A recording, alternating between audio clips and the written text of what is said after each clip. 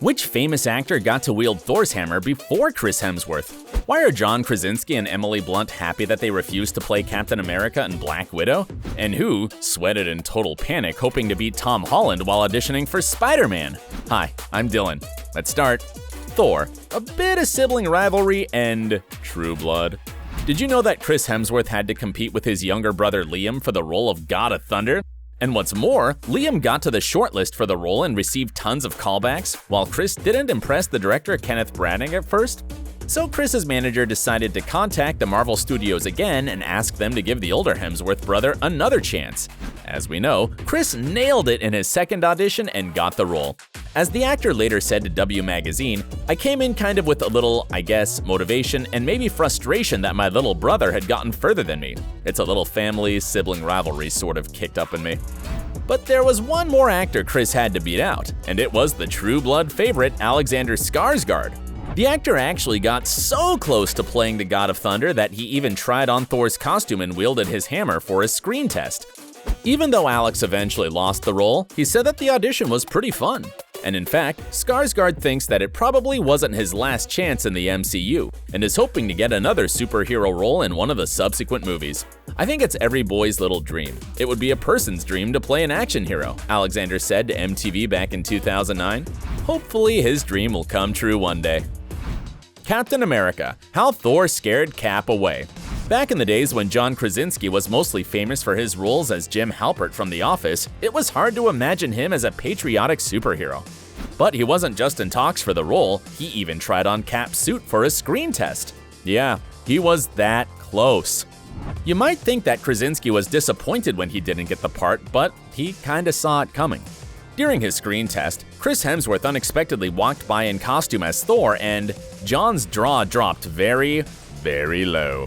He immediately thought that he wasn't Cap material and was like, "I'm good. This is stupid. That's okay. I'm not Captain America." Well, maybe back then Krasinski didn't see himself as a superhero, but he definitely looks the part now. Later on, we got to see him in Michael Bay's 13 Hours and then in the Jack Ryan series, so he'd be awesome as the most patriotic Avenger. And he'd probably bring out Cap's humorous side much more often. But let's be honest, aren't you happy with Chris Evans' performance as Cap? What's more, Krasinski himself admits that he's happy he didn't get the role. If he signed a multiple movie deal with Marvel, he probably wouldn't have had time to make A Quiet Place, and that would be a huge loss. And here's a fun fact: John Krasinski's wife, actress Emily Blunt, was also in talks with Marvel to play another Avenger, and she's also glad she didn't take the role. Black Widow. Would Emily change everything? I wonder if John and Emily discussed their lost MCU chances over the dinner table. Whether they do or not, the fact remains, Blunt could have played the trained assassin. Steve and Natasha have always had incredible chemistry on screen. It'd be fun to see how they'd look if real-life husband and wife played them. Would it change the plot somehow? Maybe Nat wouldn't have died so tragically. Anyway, after Blunt refused to play Black Widow, the MCU guys offered her the part of Peggy Carter in the first Avenger. Blunt passed on this role as well, and later explained that she did it because of scheduling conflicts. "It was never the right time really, and it just didn't work out scheduling-wise with those two," Blunt said to Vulture.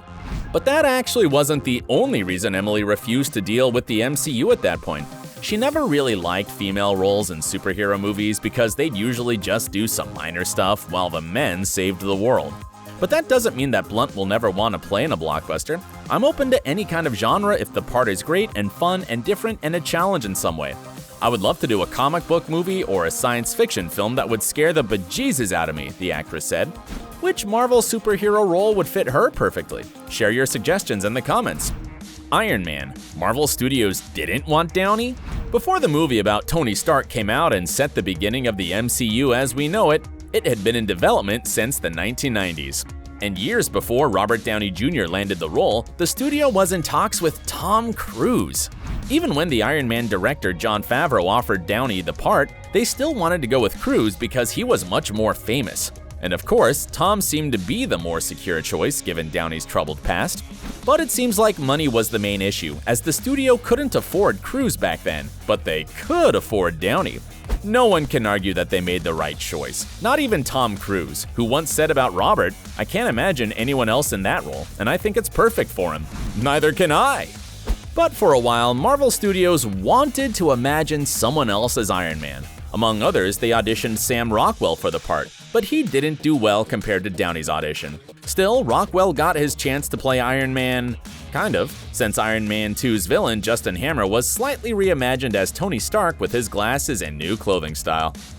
The Hulk, the role no one could play more than once. Who would have thought that it would be so hard to find a proper actor for this role?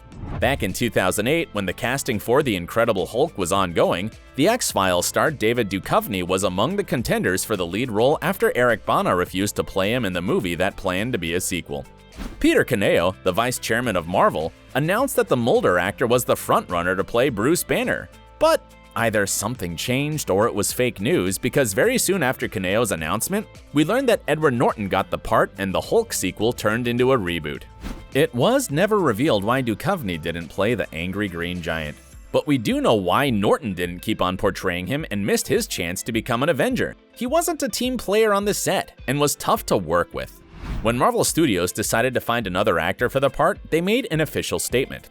"Our decision is definitely not one based on monetary factors," it said, but instead rooted in the need for an actor who embodies the creativity and collaborative spirit of our other talented cast members. Soon enough, they found the actor who had this team spirit they needed and who became the Bruce Banner we all know and love today. It's Mark Ruffalo, of course, who finally lifted the curse and became the first actor to play the Hulk more than once. Hawkeye, who'd want to play Clint? So many fans consider this superhero useless, but let's agree that he's pretty important, in some parts. And yet the Supernatural star Jensen Ackles still refused to take the role of Hawkeye as a consolation prize. Let me explain. Initially, Ackles auditioned for the role of Captain America, but he received a no almost immediately. At the same time, Marvel Studios liked the actor and offered him another part that, in their minds, was perfect for him. As you might have guessed, it was the role of Hawkeye. But Ackles graciously refused it, referring to conflicting schedules with his role in the iconic series Supernatural.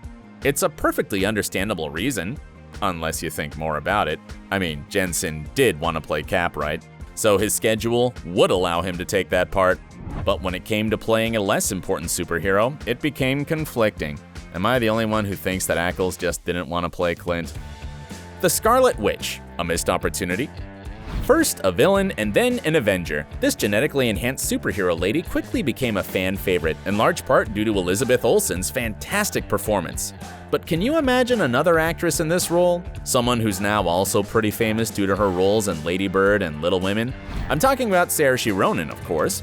Not only was she considered for the part, there were also rumors that she was Joss Whedon's prototype for the Scarlet Witch in the Avengers sequel.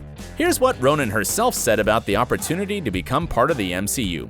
"I love Joss and I love those films, and I love his handle on them and how he portrayed these kinds of superheroes. So yeah, I'd love to be in it." But something obviously didn't work out. Saoirse turned down the part, presumably due to conflicting schedules, and the role went to Elizabeth Olsen. But since Ronan loves Marvel movies so much, we can only hope that she'll one day accept another offer and become a superhero too. AntMan. Did they want a comedic actor?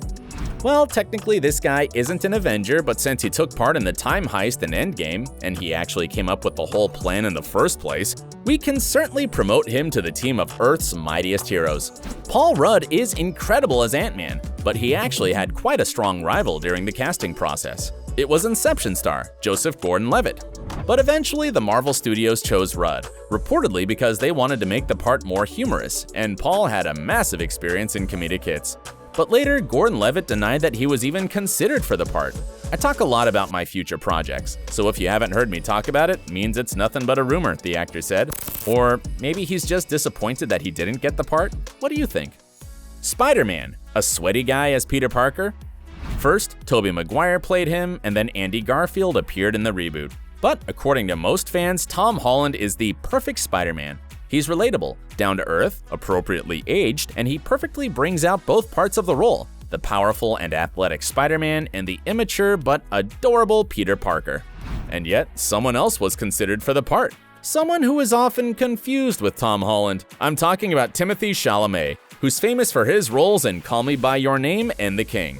In an interview with BBC Radio 1, the actor was asked what his fans usually say when they bump into him in the street. Chalamet gave a surprising reply, saying, "People go, 'Oh, you're the Spider-Man, you're the Tom Holland guy.' "No, that's not me." Well, I can understand that. These two guys do look pretty similar. But let's talk about Chalamet's audition for the role of Spider-Man. As the actor confessed in an interview with The Hollywood Reporter, he was a complete mess while trying out for the part. "I read twice and I left sweating in a total panic," he said. So it's no wonder he lost to Tom Holland. Do you think that any of these actors would be a better fit for Marvel superheroes? Or do you agree with the final choices? Share in the comments. Don't forget to subscribe to our channel and stay awesome. Thanks for watching.